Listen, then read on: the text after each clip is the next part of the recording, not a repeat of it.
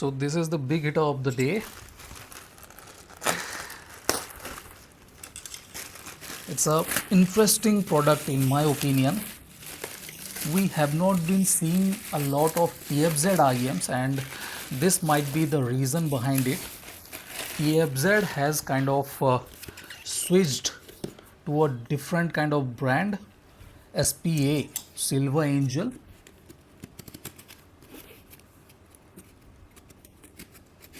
FYI, I still have a TFZ Series 4 IEM. I bought a while ago, I believe, 3-4 years ago. I like the way TFZ has tuned their IEMs. EarAcoustic audio, SPA. Now this one is supposed to be the high max or something like that. Let's have a look. Yeah, high end. Okay, not high end max.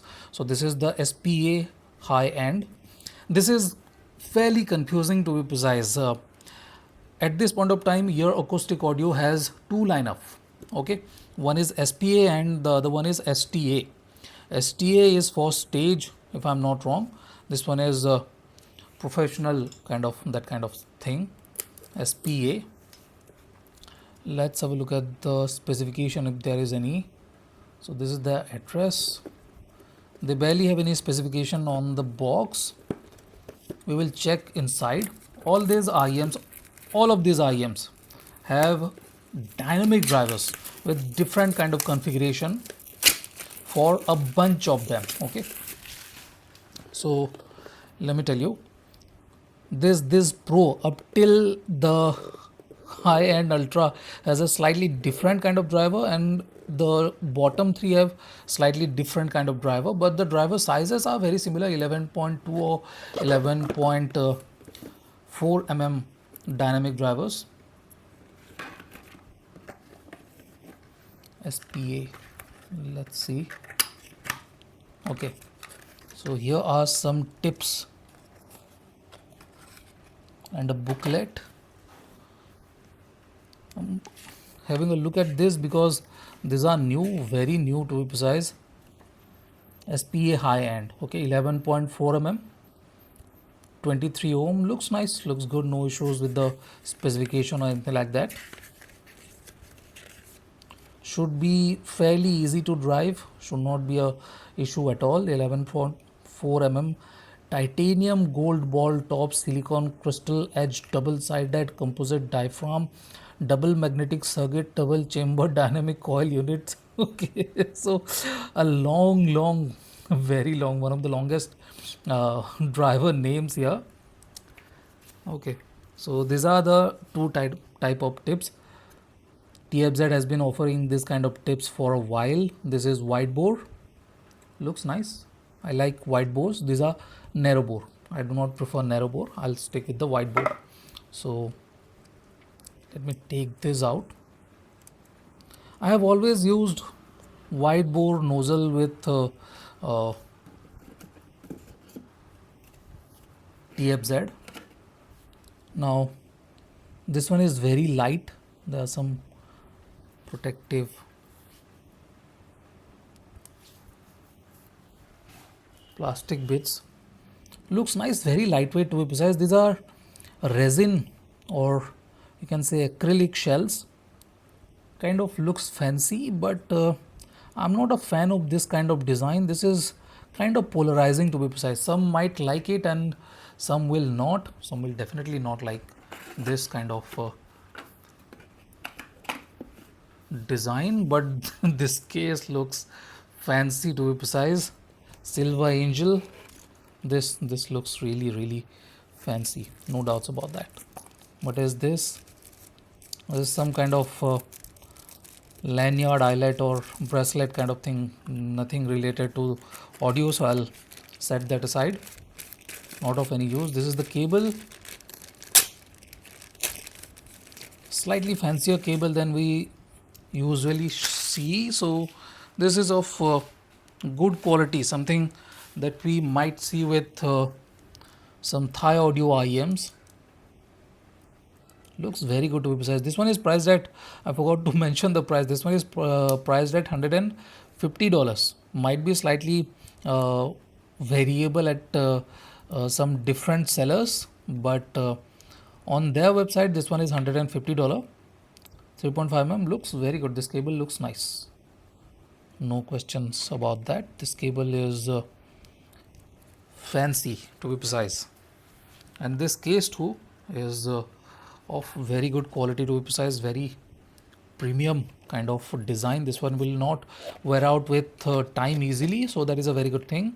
And the zipper quality too is of decent quality, not bad, slightly slightly less smooth than usual, but it is not bad, to be precise. One might have to change this once they break or something, but this looks nice. I'll include the initial impression within this video.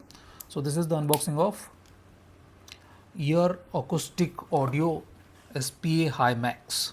EarAcoustic Audio, kind of longish name. In any case, this is it.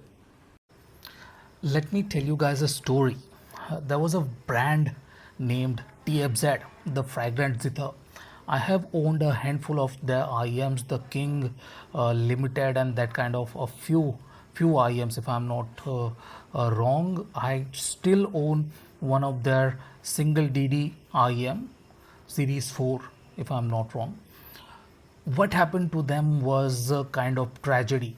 Okay, they kind of were adamant. They didn't invest into their diversification of the drivers, to be precise. They were adamant about their single DD IEMs, and they persisted. It's not like it is bad or anything like that, but the thing is that you need to diversify to be sustainable here in this audio market, in this audiophile market of competition.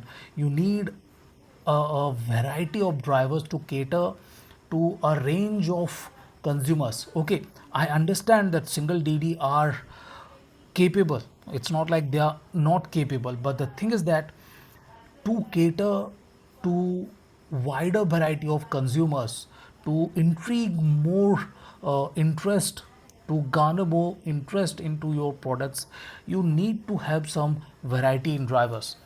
With that kind of adamant behavior, TFZ kind of has disappeared. No one is talking about them. They are still releasing a couple of IEMs here and there, but they still are not in the mainstream scene at this point of time.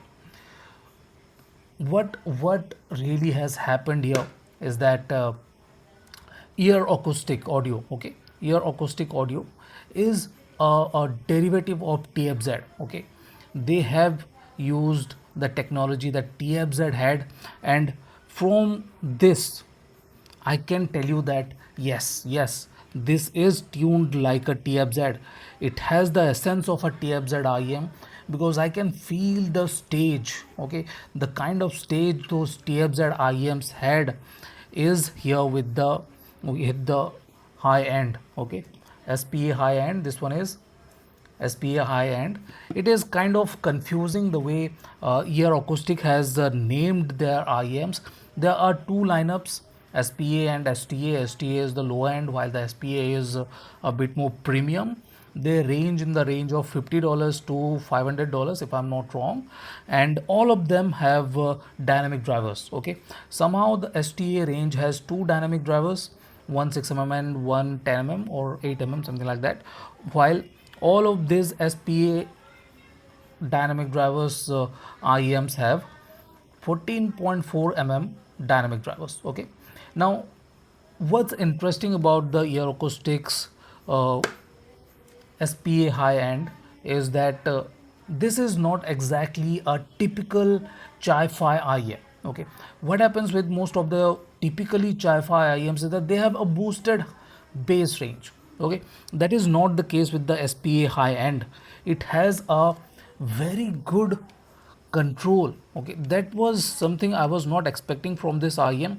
It has very good control, and yet maintaining good amount of extension in the low end. So this is a kind of, I can say, W shaped but not a bassy IEM to be precise. Yes, it does not have any issues with the highs at all. No elevation in energy or anything like that. It's not like it is sharp or thin like the Falcon Ultra, but this still is a kind of W-shaped IEM that kind of favors a bit of uh, mid-range vocals at times, but it's a W-shaped IEM. So Chi-Fi W-shaped IEM with good bass presence, good vocal performance, and very good treble, because it has the stage expansion. Okay, that's how this IEM is setting it apart from the competition. This one has the stage, this one has the technical abilities at this point of time to sustain its presence for this time being. Yes, they need to evolve, no doubts about that. Ear acoustics need to evolve at this point of time to be more relevant with time. Okay, it is a very good looking IM, has very good fit. You guys can see semi custom like design. This wing design is very good, very comfortable inside the ear, no issues with the weight or anything like that. Everything is good, everything at this point of time is good. Yes, I would have loved a modular cable here, but that is okay too. It's not like it is bad or anything like that. It looks nice, it complements the IEM, and this carry case is of very good quality too. No issues with fit or anything like that. Yes, I might have liked a bit more sub bass extension, but that too is okay. Okay, I'm not complaining at this point of time. This dynamic driver IEM has a lot of potential, and I can see why one will choose this over others. So I will burn it in a bit more, like 100 hours, and we will see where this IEM and set ends up.